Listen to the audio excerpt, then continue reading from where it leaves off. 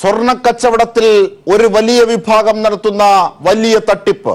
നാടിനെ അവർ കബളിപ്പിക്കുന്നു, നാട്ടാരെ അവർ വഞ്ചിക്കുന്നു. അവരുടെ അസറ്റായ സ്വർണത്തിന്മേൽ വീണ്ടും അവർക്ക് ലഭിക്കേണ്ട അവകാശങ്ങളും വിലയിൽ ലഭിക്കാത്ത തരത്തിൽ ബില്ലുകളിൽ കള്ളത്തരം കാണിക്കുന്നു. പ്രഥമ ദൃഷ്ടിയാൽ അത് ഗുണപരമായി തോന്നുമെങ്കിലും പിന്നീട് അത് ഉപഭോക്താവിന്, സ്വർണം വാങ്ങുന്ന സാധാരണക്കാരന് വലിയ ദോഷമായി ഭവിക്കുന്നു. ഒപ്പം വലിയ വലിയ സംഭവ വികാസങ്ങളും ഇതിന്റെ പിന്നിലുണ്ട്. ഇന്ന് ഞങ്ങളുടെ ഒളിക്യാമറയിൽ കുടുങ്ങിയത് തിരുവനന്തപുരത്തും കായംകുളത്തും പെരുമ്പാവൂരിലും കാഞ്ഞങ്ങാടുമുള്ള 3 പ്രമുഖ ജുവലറികളാണ്. കായംകുളത്തെ അറേബ്യൻ ജുവലറി ഇത്തരത്തിൽ തട്ടിപ്പ് നടത്തുന്നത് ഞങ്ങളുടെ ഒളിക്യാമറയിൽ ഞങ്ങൾ പുറത്തുവിട്ടു.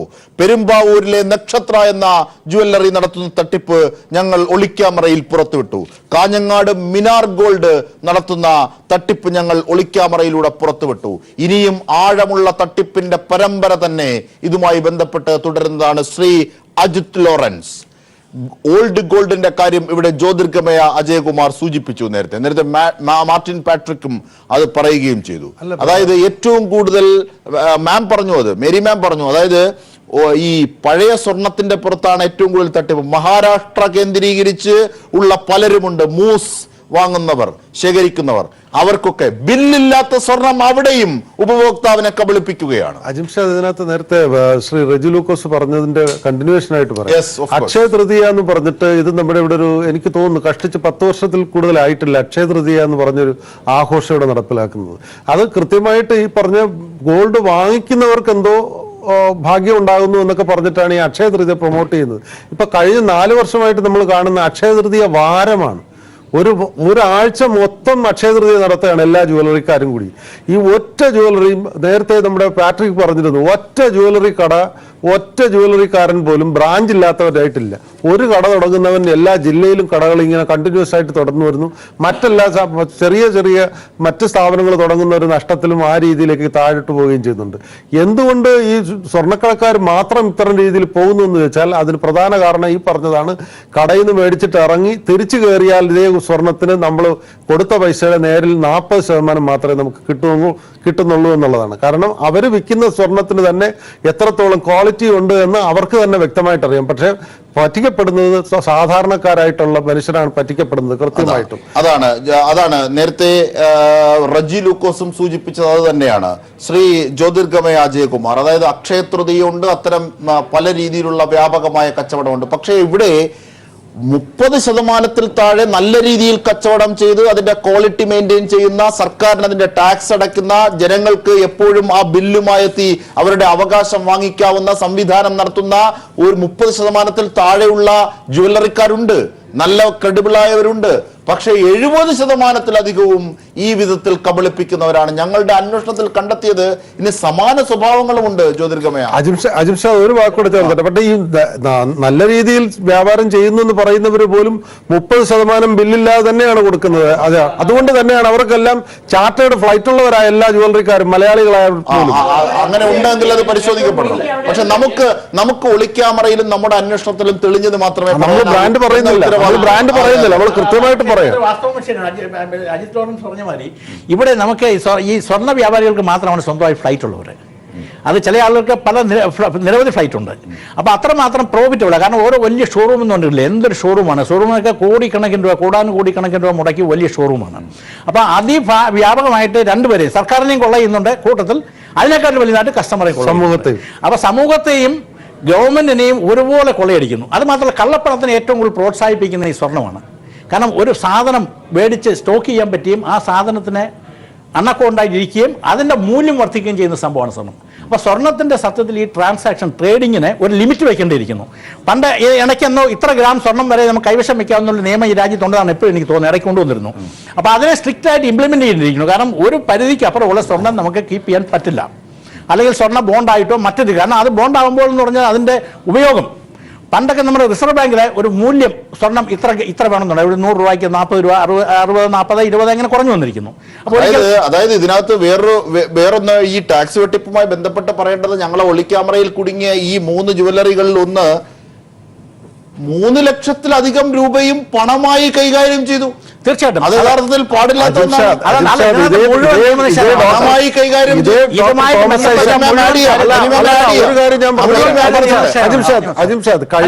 കഴിഞ്ഞ LDF സർക്കാരിന്റെ കാലത്ത് ഇതേ ഡോക്ടർ തോമസ് ഐസക്ക് ഈ സ്വർണ്ണക്കടക്കാരുടെ ഇത്തരം കള്ളത്തരത്തിന് കൂട്ടുനിൽക്കാതെ വന്നപ്പോൾ അവര് വ്യാപകമായിട്ട് അവർ സംഘടിച്ച് കടകൾ അടപ്പിച്ചിട്ടിരുന്നു ദീർഘകാലത്തേക്ക്. അത് ആ രീതിയിൽ സംഘടിതരാണ്. ഞങ്ങൾ കൊള്ളയടിച്ചേ അടങ്ങൂ എന്നുള്ള നിലപാടെടുത്ത വ്യാപാരികളാണ് കേരളത്തിലുള്ളവര്. ഇതെല്ലാം പ്രശ്നങ്ങളാണ്. നമ്മൾ സൊല്യൂഷൻസിലോട്ട് വേണമെങ്കിൽ ചർച്ച ചെയ്യാം. സൊല്യൂഷനിലേക്ക് പോകുന്നതിന് മുമ്പ് പെട്ടെന്ന് ഒന്ന് പറയാം. ഇതിന്റെ പ്രധാനമായ സൊല്യൂഷൻസ് എന്ന് പറഞ്ഞു കഴിഞ്ഞാൽ ഏറ്റവും വലുത് ഇതിന്റെ പോയിന്റ്, എൻട്രി പോയിന്റിൽ ഇതിനെ ടാക്സ് ചെയ്യുക. At the point of entry, ഒരു കടയിലോട്ടോ ഷോപ്പിലോട്ടോ അല്ലെങ്കിൽ മാനുഫാക്ചറിംഗ് പ്ലേസിൽ നിന്ന് ആ എൻട്രി പോയിന്റിൽ ഇതിനെ ബില്ലിങ്, ഇപ്പം മറ്റേ ലിക്വർ തന്നെ നോക്കുക, ലിക്വറിന് 200% ടാക്സ് ഉണ്ട്. പക്ഷേ പരിമിതി ഉള്ളതുകൊണ്ടാണ്. അങ്ങനെ എൻട്രിയിൽ അത് പ്രായോഗികമാണോ? തീർച്ചയായിട്ടും പ്രായോഗികമാണ്. എൻട്രി ലെവലിൽ കണ്ടെത്തുക എന്നുള്ളതാണ്, ഐഡന്റിഫൈ ചെയ്യാൻ പറ്റുന്നത്. അത് കൂടാതെ തന്നെ നേരത്തെ നമ്മൾ വിട്ടുപോയ ഒരു കാര്യമുണ്ട്. ഇവിടെ ഈ അജിൻഷാദ് പറഞ്ഞ ആ അർത്ഥസത്യം മാത്രമാണ്. അതായത് 30% ജ്വല്ലറികൾ നികുതി കൊടുക്കുന്നു എന്നുള്ളത് അല്ല. യഥാർത്ഥത്തിൽ ഇവിടെ GKSF, അതിന് പകരം ഈ വർഷവും ഗവൺമെന്റ് ഒരു വ്യാപാരമേള, ഈ വ്യാപാരമേളയുടെ സമയത്ത് രസീത് കാണിക്കുകയാണെങ്കിൽ ആ രസീതിന്റെ മുകളിലാണ് ലോട്ടറി ഉള്ളത്. അത് കാരണം എല്ലാ ഉപഭോക്താക്കളും രസീത് ചോദിക്കും. ഏത് ആ സമയത്ത് മാത്രമാണ് മാന്യമുഖം ചമഞ്ഞിരിക്കുന്ന ജ്വല്ലറികൾ പോലും കേരളത്തിലെ രസീത് കൊടുത്ത് സ്വർണം വിൽക്കുന്നത്. കാരണം ഇത് മാത്രമാണ്. അത് മാത്രവുമല്ല, ഇവര് സ്വർണ്ണ വ്യാപാരികൾ ചേർന്നൊരു തീരുമാനത്തിലെത്തുന്നു, ഈ വർഷം നമ്മൾ സർക്കാരിലേക്ക് എത്ര കോടി രൂപ നികുതിയായിട്ട് കൊടുക്കണം. അത് എങ്ങനെ, ഇത്തരം കാര്യങ്ങളെ പറ്റിയൊക്കെ അവർക്ക് ആയിരുന്നു. GST ഉള്ളപ്പോഴും അവർ ഇത് തന്നെ പ്രാക്ടീസ് ചെയ്യുന്നു. കാരണം GST വന്നിട്ടും നമുക്ക് സ്വർണ്ണ വ്യാപാര മേഖലയിൽ വലിയ തട്ടിപ്പാണ് നടത്തുന്നത്. ലാൽകുമാർ, നമ്മൾ ജനാധിപത്യത്തിലെ ഇലക്ട്രോണിക് വോട്ടിംഗ് മെഷീൻ വരെ മാനിപ്പുലേറ്റഡ് ആണോ എന്ന് ചർച്ച ചെയ്തുകൊണ്ടിരിക്കുന്ന കാലത്താണ് GSTയുടെ സോഫ്റ്റ്വെയർ. അത്രയും പറഞ്ഞാൽ മതി, അതിന് കൂടുതൽ പറയണമെന്ന് എനിക്ക് തോന്നുന്നില്ല. ഒന്നത്. പിന്നെ ഈ ഗോൾഡ് ലോബിയുടെ ഈ പറഞ്ഞ പോലെ സമരം നടത്താൻ പോകുന്നു. ഒരു ഹർത്താൽ നടത്തി കഴിയുമ്പോൾ അവർക്ക് ഭയങ്കര നഷ്ടമാണ്. പക്ഷെ ഇങ്ങനെയുള്ള കാര്യം വരുമ്പോൾ അവർ അടച്ചിടും. മനസ്സിലായില്ലേ? കാര്യം കളിപ്പിച്ച് വേറെ കാശ് ഉണ്ടാക്കുന്നുണ്ട്. 2. മൂന്നാമത്തെ വിഷയം, ഇവര് പറയുന്നത് പോലെ കുറെ പേരെങ്കിലും നന്നായിട്ട് ചെയ്യുന്നുണ്ട്. ഇല്ല. കാര്യം എന്താ പറയാ, അത് പച്ചയ്ക്ക് തന്നെ പറയേണ്ടതായിട്ടുണ്ട്. സാർ ഒരു മിനിറ്റ്, അത് അങ്ങനെ തന്നെ പറയേണ്ടതായിട്ടുണ്ട്. കാര്യം പണിക്കൂലി, പണിക്കുറവ് ഇവിടെയാണ് പറ്റിയത്. മറ്റേടത്ത് ടാക്സ് കൊടുക്കുന്നുണ്ടെങ്കിൽ ഇപ്പുറത്ത് കയറ്റിയിട്ട് പറ്റിക്കും. അൾട്ടിമേറ്റ്ലി കൺസ്യൂമറെ പറ്റിക്കുന്നുണ്ടെന്നുള്ളതാണ് ഞാൻ പറഞ്ഞത്. അതിൽ കാണേണ്ട ഒന്ന് ശരിയാണ്, അത് ഉപഭോക്തൃപരമായിട്ടുള്ള ചർച്ചകളിൽ അത് വികസിക്കട്ടെ. പക്ഷെ സർക്കാരിന് ലഭിക്കാനുള്ളത് കിട്ടുന്നില്ല. നമ്മുടെ നാടിന്റെ പുനർനിർമ്മാണത്തിനുള്ളത് കിട്ടുന്നില്ല. ഈ ബില്ലുമായി പോയാൽ അവന് ലഭിക്കേണ്ട അവകാശങ്ങൾ കിട്ടുന്നില്ല. അതാണ് ഞാൻ ആ 30% പേരുടെ കാര്യം പറഞ്ഞത്. ഞാൻ അവിടെയാണ് വിഷയം വീണ്ടും എടുക്കുന്നത്. നമ്മൾ ഇത് ഗോൾഡ് എന്ന് പറയുന്ന വിഷയമായിട്ട് ഗോൾഡിന്റെ തട്ടിപ്പ് നമ്മൾ ആദ്യമായിട്ട് ചർച്ച ചെയ്യുവാണോ? അല്ല. അപ്പൊ ഇതിനു മുമ്പ് ചർച്ച ചെയ്തിട്ടുണ്ട്. അപ്പോഴും ഇതെന്ത് സർക്കാർ ഇതുവരെ അഡ്രസ് ചെയ്തിട്ടുണ്ട്? ഇല്ല, പറ്റില്ല. കാര്യം ഇവര് വീണ്ടും പറ്റിയിട്ട് കാണിച്ചുകൊണ്ടിരിക്കും.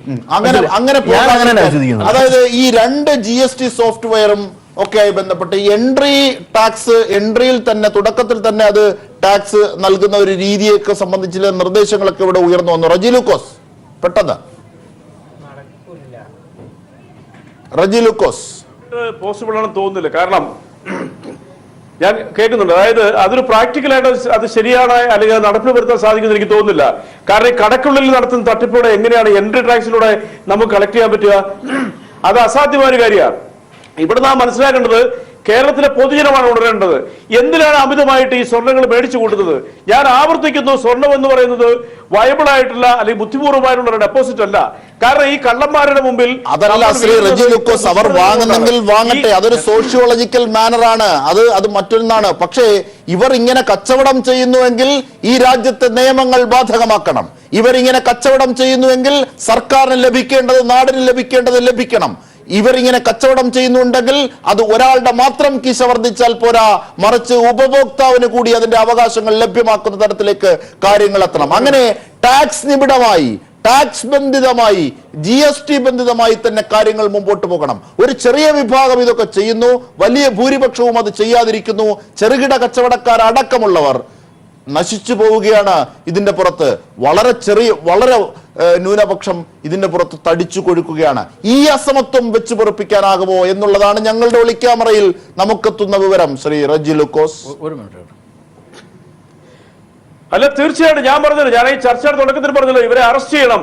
കേരളം ഒരു പ്രളയം കഴിഞ്ഞിട്ട് ദുരന്തപൂർവമായ ഒരു സാഹചര്യത്തിലൂടെ മുന്നോട്ട് പോകുമ്പോൾ ഈ കള്ളന്മാര് ചെറിയ വിഭാഗം ഒത്തുകൂടി സാധാരണക്കാരായിട്ടുള്ള സ്വർണ്ണപ്പണിക്കാരെയും സ്വർണ്ണക്കടക്കാരെയും ഇന്ന് കടലിലേക്ക് താത്തിക്കൊണ്ട് 8 or 9 വരുന്ന ഭീമന്മാരായിട്ടുള്ള വൻതോക്കുകളുടെ കയ്യിൽ ഈ സ്വർണ്ണ വ്യാപാരം അമർന്നു.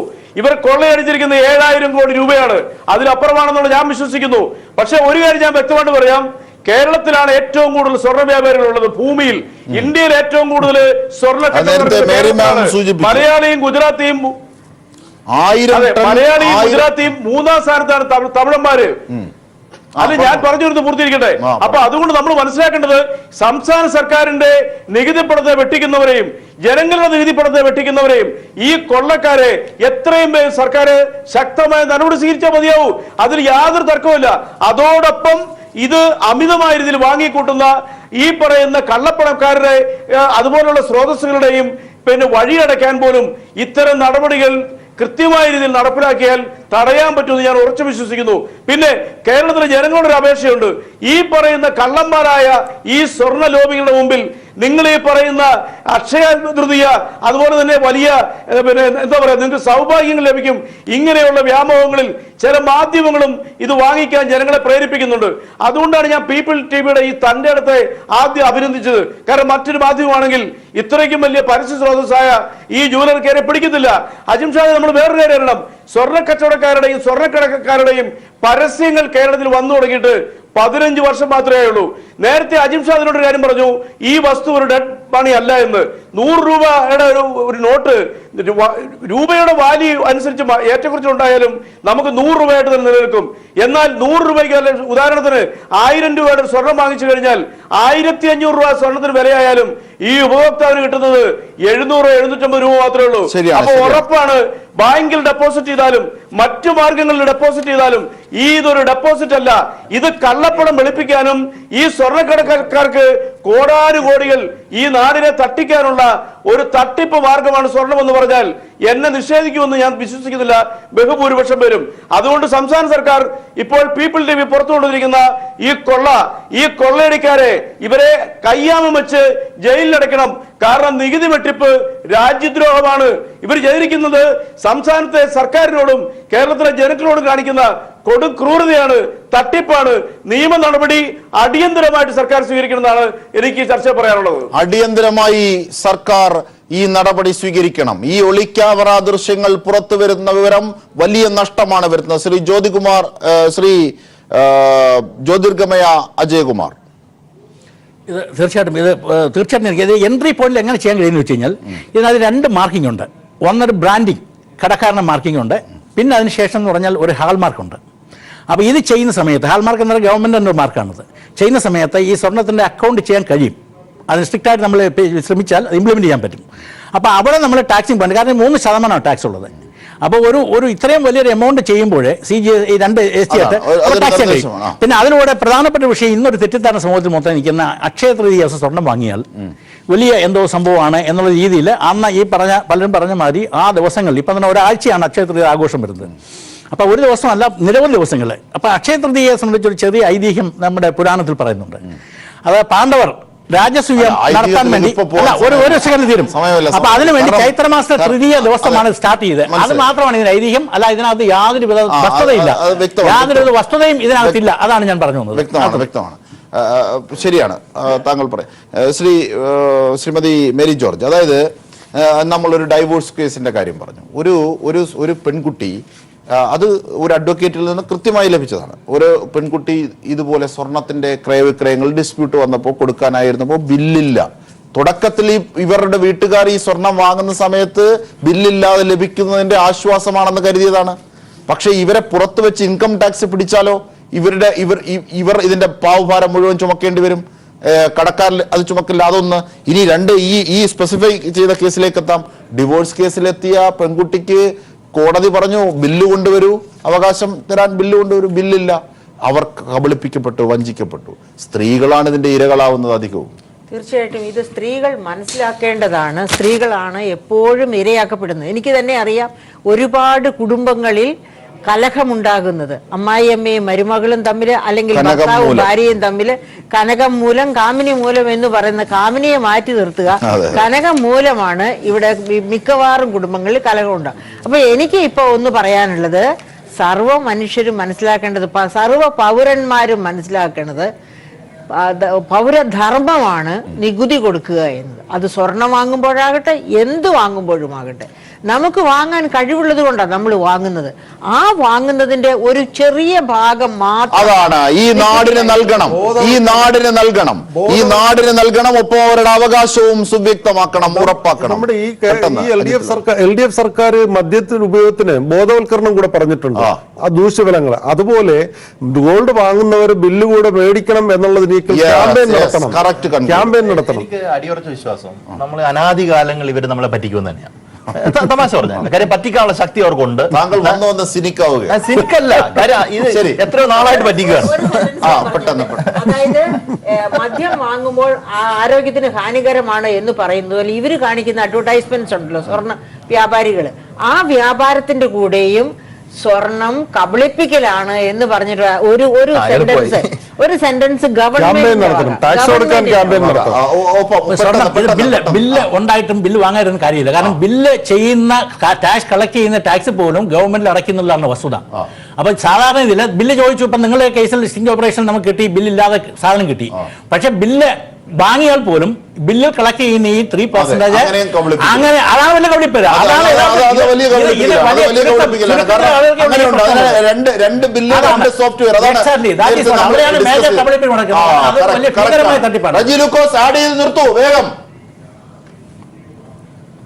അതായത് കേരളത്തിൽ ഇതിന്റെ പേരിൽ ഒരു ആത്മഹത്യ നടത്തുന്നുണ്ട്. അതായത് മലപ്പുറം ജില്ലയിലെ ഒരു പ്രമുഖ ജുവലറിയുടെ ബ്രാഞ്ചിൽ അയാൾ സ്വർണം വാങ്ങിയതിന് ചെറിയൊരു കുടിശ്ശിക കിട്ടാത്തതിന്റെ പേരിൽ ആ മനുഷ്യന്റെ വീട്ടിൽ പേര് ഹരാസ് ചെയ്തപ്പോൾ ആ മനുഷ്യൻ ആ ജുവലറിക്കകത്ത് വന്ന് ആത്മഹത്യ ചെയ്തു. അതുപോലെ തന്നെ കേരളത്തിലുടനീളം സാമൂഹിക പരിഷ്കർത്താക്കൾ അവകാശപ്പെടുന്നവർ ഏതെല്ലാം രീതിയിലുള്ള കോപ്രായങ്ങളാണ് സ്വർണം മേടിക്കാനായിട്ട് കേരളത്തിൽ തെരുവീതികൾ നടത്തിയത്, അതിന്റെയൊക്കെ പുറകെ കൂടാനായിട്ട് ഇവിടെ ആളുണ്ടായില്ലേ? അപ്പൊ ഇത്തരക്കാരെ തട്ടിപ്പുകാരെ കേരളം തിരിച്ചറിഞ്ഞുകൊണ്ട് അതിശക്തമായ നടപടി ഇവരുടെ പേര് സ്വീകരിക്കുക എന്നുള്ളതാണ് ഈ ചർച്ചയിൽ എനിക്ക് പറയാനുള്ള അവസാന വാചകം. തീർച്ചയായും നിരവധി പേർ ആത്മഹത്യ ചെയ്യുന്നു. ഒരു വ്യക്തിക്ക് ഉപഭോക്താവ് എന്ന നിലയിൽ ലഭിക്കേണ്ട അവകാശങ്ങളും അവന്റെ സ്വർണത്തിന്മേലുള്ള മൂല്യത്തെ പൂർണ്ണമാക്കാനും കഴിയാതെ വരുന്നു ബില്ലില്ലാതെ പോയാൽ. ഒപ്പം ടാക്സ് വെട്ടിച്ച് തടിച്ചു കൊഴുക്കുന്നു ഈ ഭീമന്മാരായ ചില സ്വർണ വ്യാപാരികൾ. അവിടെ നഷ്ടമോ ഈ നാടിനും നാട്ടാർക്കും. സർക്കാരിന്റെ ഖജനാവിലേക്ക് ലഭിക്കേണ്ടത്, പ്രത്യേകിച്ച് പ്രളയകാലമാകുമ്പോൾ ലഭിക്കേണ്ടത് ലഭിക്കുന്നില്ല. 6000 കോടിയോളം രൂപയാണ് ഈ വിധത്തിൽ നമുക്ക് ലഭിക്കാനുള്ളത്. അതാണ് ഇവർ തട്ടിച്ചു കൊണ്ടുപോകുന്നതെന്നാണ് സാമ്പത്തിക വിദഗ്ധയായ മേരി ജോർജ് കൂടി നേരത്തെ പറഞ്ഞത്. അവർ കൃത്യമായി അതിന്റെ ഗുലാത്തി ഇൻസ്റ്റിറ്റ്യൂട്ടിന്റെ കണക്ക് സഹിതം സൂചിപ്പിച്ചാണ് പറഞ്ഞത്. ഒരിടവേളയ്ക്ക് ശേഷം മലബാറിലും ഒപ്പം മലബാർ പ്രദേശത്തും ഒപ്പം തിരുവിതാംകൂറിലും ഒപ്പം മധ്യ കേരളത്തിലുമൊക്കെ വിവിധ ജുവല്ലറികളിൽ ഞങ്ങൾ നടത്തിയ ഒളിക്യാമറയുടെ വാർത്തകൾ എത്തും. വീണ്ടും തുടരും ഇടവേളയ്ക്ക് ശേഷം.